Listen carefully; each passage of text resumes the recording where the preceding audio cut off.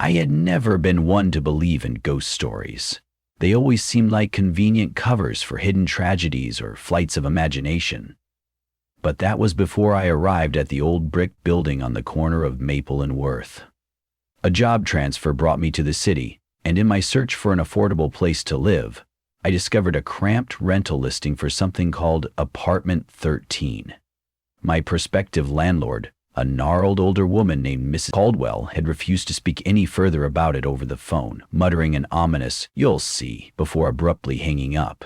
My first impression of the building was of a stoic sentinel standing guard on a dreary street, its windows watching the comings and goings of the neighborhood. Paint peeled from the frames, and the wrought iron railing leading up to the front door was rusted in places. Stepping through the main entrance, I was struck by the narrow, carpeted hallway, a claustrophobic tunnel lit by the high-pitched hum of a dusty fluorescent bulb. I waited in the hallway for Mrs. Caldwell to appear.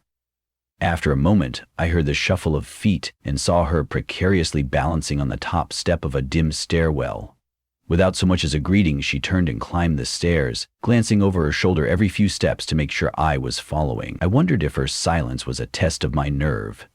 The corridor smelled like old books and stale cigarettes, punctuated by an occasional whiff of mildew.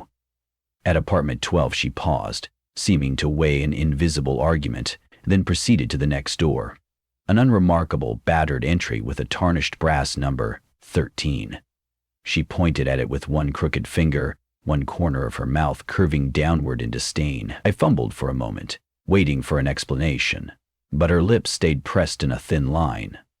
Then she reached into her apron pocket, the kind that might have once been floral but had long since faded to an indeterminate gray, and dangled a key ring in front of me. I took the key, noticing how cold it felt in my hand.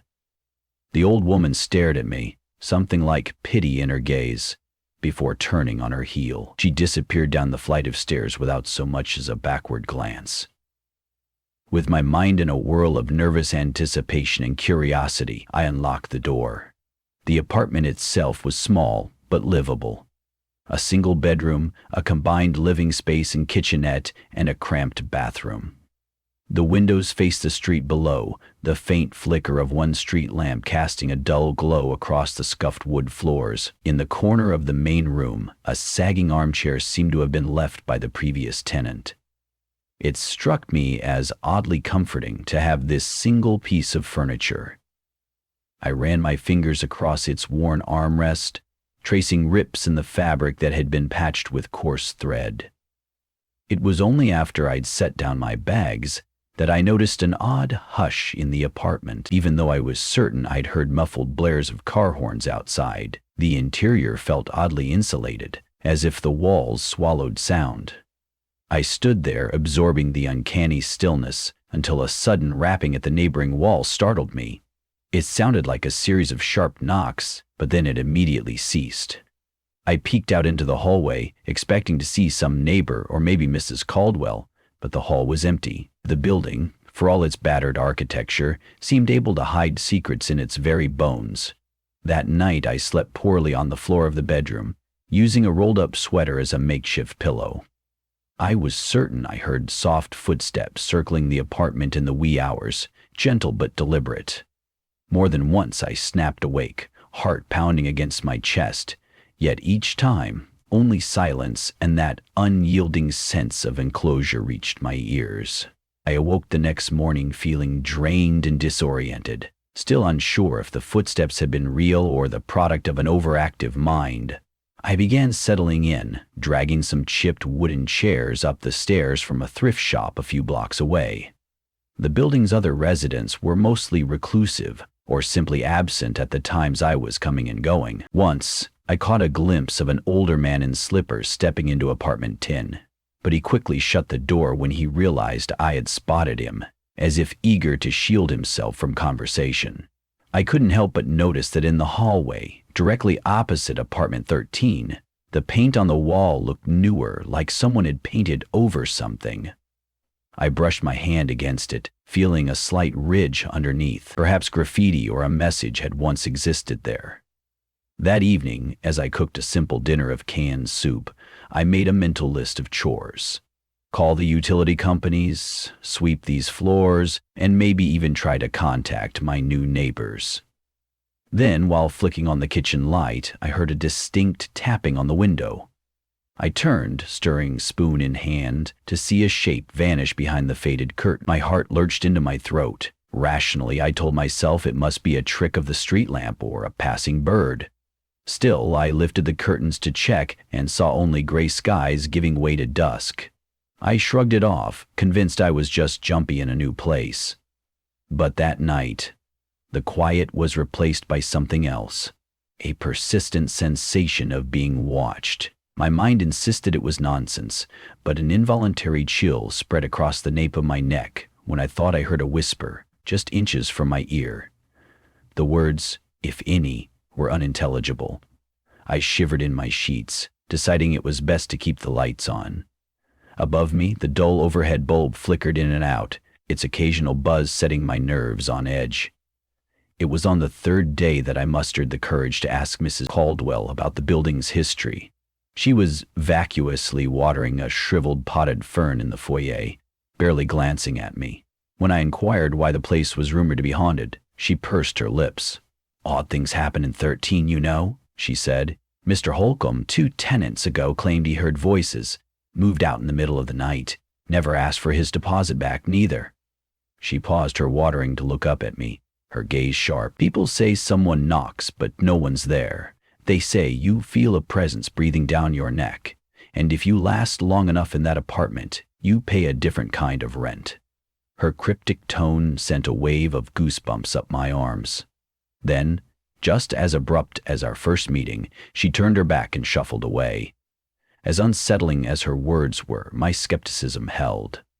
I was raised to look for logical explanations. I tried to be rational. Old buildings creak, pipes rattle, drafts can cause whispers in the air, and rodents can scamper behind walls. Each night, however, the strange noises multiplied. That evening, I resolved to stay awake and identify the sounds. I put on a pot of coffee and settled into the sagging armchair with a notepad. The building was quiet but never silent. Radiators hissed like aging pythons, the floor occasionally popped. Around midnight, I heard what sounded like footsteps overhead, a slow, irregular tread. But I knew the top floor was used only for storage. From the corner of my eye, I caught movement in the dim reflection of the window. Jerking my gaze to the glass, I saw nothing except my own wide-eyed reflection. Then came a small rap at the front door. Precise, almost polite. A jolt of alarm shot through me. Who would come by at such an hour? I quietly stood and crept to the door, placing my ear against the old wood. Not even a whisper. My heart throbbed in my ears. I hesitated, then twisted the lock and opened the door a crack. Darkness. Emptiness. The hallway was silent and empty apart from the weak yellow glow of a single light fixture. Before I could close the door, I heard a rustle, as if someone brushed past behind me. I spun around, half expecting to see someone standing in my living room. No one was there. A wave of nausea and dread overcame me. It felt as if I had invited something in merely by opening the door. With unsteady hands, I locked the door again. Sleep was impossible after that. The next day might have been worse. I tried to throw myself into a normal routine, shower, dress, hustle to work, but I'd find the water going cold unexpectedly, even though I had turned the faucet to hot. My reflection in the steamed-up bathroom mirror looked pale and unfamiliar, and for a moment, as I wiped the glass, I thought I saw another face behind me. I cursed at my own reflection, blinking fiercely until it was gone. At the office that day, colleagues asked if everything was all right. I joked that my new apartment was turning me into an insomniac. Only later did I notice that they exchanged uneasy glances, as if uncertain whether to laugh. That night the knocking returned. This time it came 3 times in rapid succession. Knock, knock, knock. Again no one was there, but the air in the hallway felt colder somehow, as if that presence had truly entered. I thought about calling the police but knew how ridiculous I'd sound. "Someone keeps knocking on my door, but there's never anyone there, officers." Instead, I called Mrs. Caldwell's phone. It rang until her answering machine picked up. Her stiff voice told me she was unavailable. Sleep became impossible. Lying in bed, I listened to every small creak and thump. Around 2 in the morning, I realized how tense my body felt. Every muscle coiled in anticipation. I recalled stories of the previous tenants. Did they go through the same cycle of anxious nights until madness set in? The question lodged in my mind, a burr scraping my every coherent thought. To snap myself out of it, I decided to investigate the top-floor storage area where I'd heard footsteps. The next evening, I climbed the narrow staircase leading up. The door at the top was locked, but Mrs. Caldwell had been careless enough to leave the ring of extra keys on a peg in the foyer. Months of dust and stale air greeted me as I pulled the door open and stepped onto creaking floorboards. Rows of stacked boxes lined the space, all of them bearing that musty smell of old cardboard. A single bulb hung from the ceiling, flickering as if deciding whether to fully illuminate my intrusion. Toward the back, partially concealed by boxes, I found a battered black trunk. When I knelt next to it, I saw old shipping labels covered by stains and scribbles in pen. The trunk was locked, but the lock was so rusted that a swift hit with the heel of my shoe broke it open. Inside was an odd collection. Old photographs showing gloomy men and women, a faded journal with brittle pages, and a tarnished mirror wrapped in a cloth. The journal drew me in. The name Leona Caldwell appeared on the flyleaf.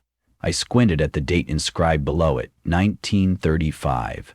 My mind reeled. Leona Caldwell. Could this be a relative of my landlady? I flipped through the journal, carefully deciphering the spidery hand entries documented odd sightings, voices at the door, and nightmares. It didn't surprise me, given the rumors of the building, but one passage near the end sent a chill down my spine.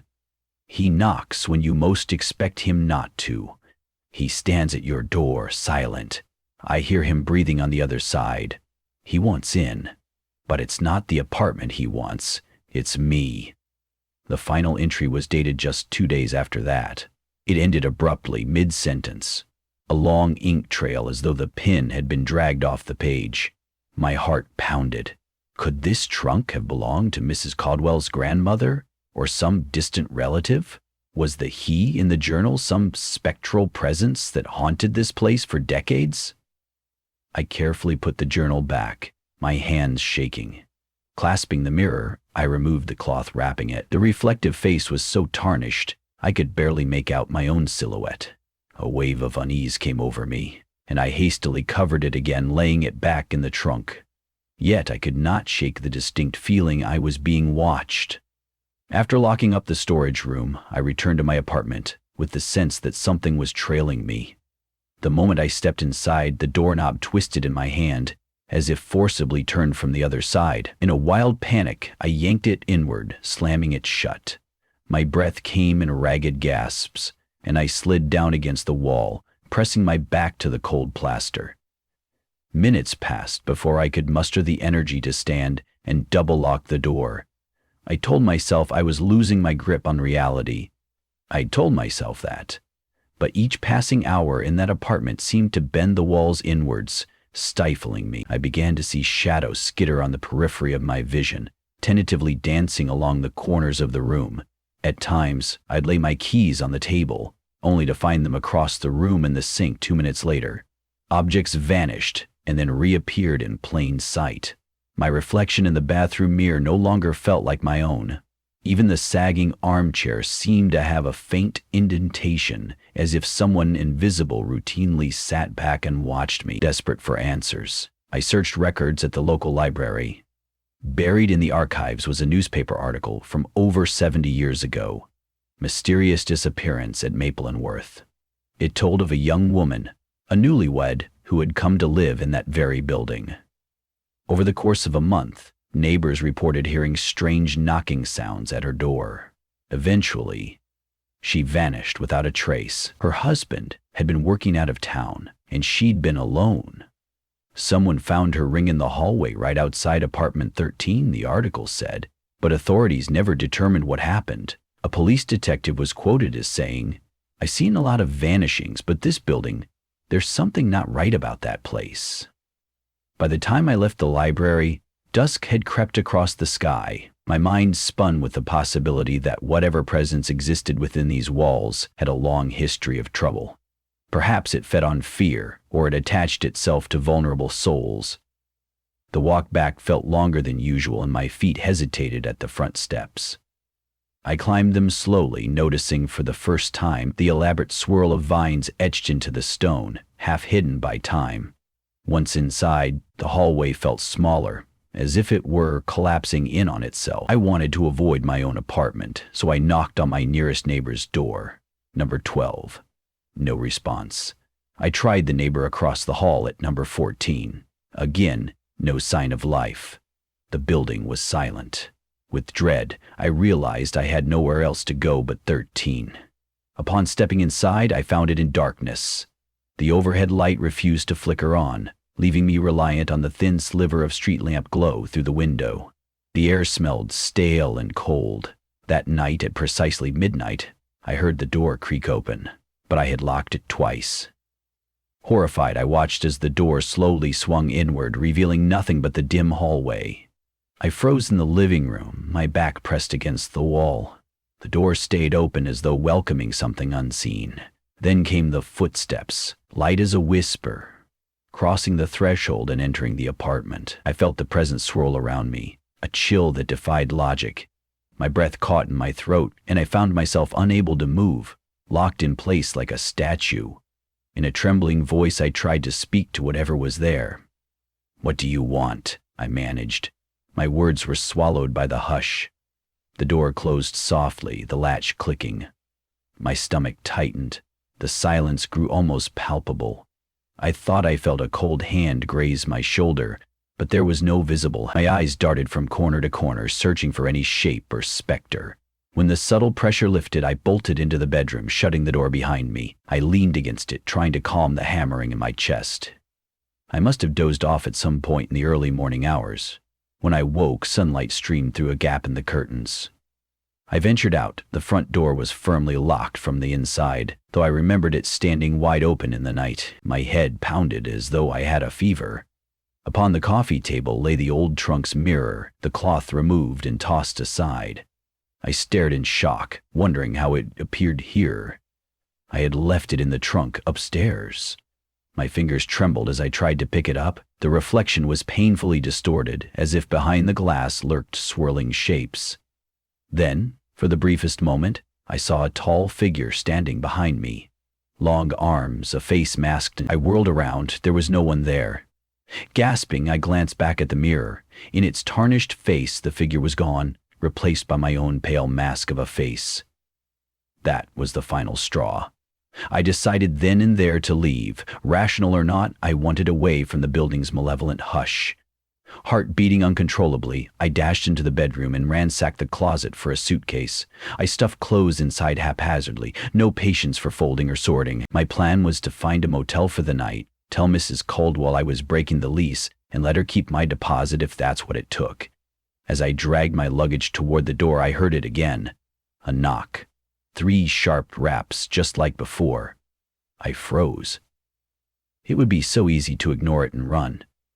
Something, however, compelled me to peer through the peephole. On the other side was a woman with wild graying hair wearing a faded apron. Mrs. Caldwell? She was wringing her hands nervously, eyes darting from side to side. I opened the door just enough to speak. She blinked at me and whispered, "Let me in. Quickly. He's in the hall." My blood ran cold, but I let her in. She shut the door behind her, sliding the bolt across. Then she turned to face me, her eyes frantic. "You found the trunk," she said. It wasn't a question. She studied my face. "You saw my grandmother's journal." I nodded mutely. She let out a rattling sigh. I tried to keep that room locked. I tried to keep the items out of reach, but it always finds a way. My grandmother was the first caretaker here. She wrote about a presence that attached itself to the building. No one knows what it truly is or where it came from, but once it chooses a tenant, it doesn't let go. Tears welled in my eyes. I can't sleep. I can't breathe. It's like it's everywhere. I'm leaving. Her grip on my wrist tightened, her expression urgent. If you leave now, you'll only take it with you. It'll follow you wherever you go." She paused, her face lined with regret. "It's bound to you, once you open that door of acceptance." I shook my head, the weight of my decision pressing on my chest. "There must be a way to get rid of it," Mrs. Caldwell swallowed. "There was an old ritual my grandmother attempted, but no one truly knows if it worked." She vanished. The trunk was all that remained. Maybe it's not about banishing it. It's about containing it. It's been quiet for a while, but every so often, a new tenant reawakens it. And you have awakened it fully. My pulse throbbed. Could we contain it? Could we lock up whatever horrifying shape that had invaded my life? She took me by the arm and insisted we go upstairs. I followed her, the weight of dread stiffening my legs. In the storage room, the trunk sat wide open, the mirror and journal missing. She muttered under her breath, "It's begun." We returned to my apartment. Mrs. Caldwell rummaged around, checking closets and drawers. At last she found the mirror on the coffee table. With shaking hands, she placed it on the floor, face up. Then she opened a battered satchel, pulling out a small glass vial and an aged strip of cloth with strange symbols embroidered into it. She sprinkled the contents of the vial around the mirror, muttering words I didn't comprehend. Suddenly the knocking started again. Violent now, like fists pounding against the walls instead of the door. The lights flickered. Shadows gathered at the edges of the room, forming a roiling darkness. Anxiety crashed over me in waves, forcing my breath to hitch in my throat. Mrs. Caldwell hissed at me to focus on the mirror. I knelt, staring at its surface. Did I see a swirl of black shapes within it? The pounding grew louder. A thick sense of dread filled the air. She commanded, "Tell it to go back. Tell it this is not its domain." My lips moved, though at first no sound emerged. Finally, I forced the words out, urging it to retreat, telling it this was not its place. I repeated her instructions, voice quivering. The black mass in the corners surged, but the circle of powder around the mirror glowed faintly. Then, in a single breath, the overhead light popped and went dark. The room plummeted into shadow. The only light came from the street lamp outside. Still, Mrs. Caldwell continued her low chant, and I could hear the knocking shift from the walls to the front door, rapid, frantic. "It's losing hold," she whispered. "Keep on." My heart hammered as I kept chanting. A cold gust swept through the apartment, almost as if a window had opened. Papers fluttered, and one of the chairs toppled over. Yet the presence began to recede from the corners, drawn toward the mirror like a reflection returning. For a split second, I saw the silhouette of a tall figure again, blacker than night, looming behind Mrs. Caldwell. I nearly stopped chanting in fear, but she whipped around, glaring, and the shape flickered out of sight. Then a final resounding knock split the air, and the mirror's surface shimmered. The presence vanished into the glass, as though sucked into a dark, rippling pool. For an agonizing instant, nothing moved. Mrs. Caldwell slowly placed the embroidered cloth back over the mirror, sealing it. The lights flickered on again, revealing my living room in disarray. My shirt clung to my damp skin, and the old landlady's cheeks were flushed. We sat in silence, breathing heavily. At last, she murmured, "I'll take this back to the storage room and lock it away. Every few years it tries to find a host. I'm sorry you got caught up in this." Her voice faltered, eyes betraying genuine remorse. I could only nod weakly, my mind struggling to accept the inexplicable. Within half an hour, my world had shifted. I no longer felt that suffocating pressure in the apartment. The hush in the walls was just the quiet of an old building now, not the watchful hush of something malevolent. After helping Mrs. Caldwell carry the trunk back upstairs and relock the door, I returned to apartment 13, ready to gather my suitcase and leave. To my surprise, I paused at the threshold, gazing into the dim interior. It didn't feel haunted. In its own odd way, it felt almost normal. That night, I slept on the couch, drifting into a deep, dreamless slumber for the first time since arriving. When I woke to gentle sunlight, I half believed the events of the past days were a fevered nightmare. But the trunk and the journal were very real, as were the circles of salt-like powder Mrs. Caldwell had sprinkled on the floor around the mirror spot. Mrs. Caldwell never asked me to remain. She looked at me with a thoughtful air the next day, as though giving me permission to make my choice. On impulse, I decided to stay. Something in me refused to let the fear drive me out. "I'll try," I told her. She nodded, giving me a curt smile. She never spelled out the conditions, but her relief was evident. Maybe, deep down, she wanted someone else to share her family's burden. Or she hoped my presence, my vigilance, might keep the entity at bay. Whatever the reason, she simply placed a skeletal hand on my shoulder and said, "Be careful." In the days that followed, I waited nervously each night for that fateful knock. Surprising even myself, I found a fragile confidence. The walls of apartment 13 no longer felt so claustrophobic. I lined them with framed pictures of personal memories, introduced small touches of color with new curtains and a rug, and found a decent second-hand love seat to replace the sagging armchair. I sometimes thought I heard faint tapping, but it never manifested into a full knock. The menacing weight that once pressed in on me had evaporated, or at least receded. Time would tell if it remained truly gone. Occasionally, in my peripheral vision, I still noticed a flicker of movement.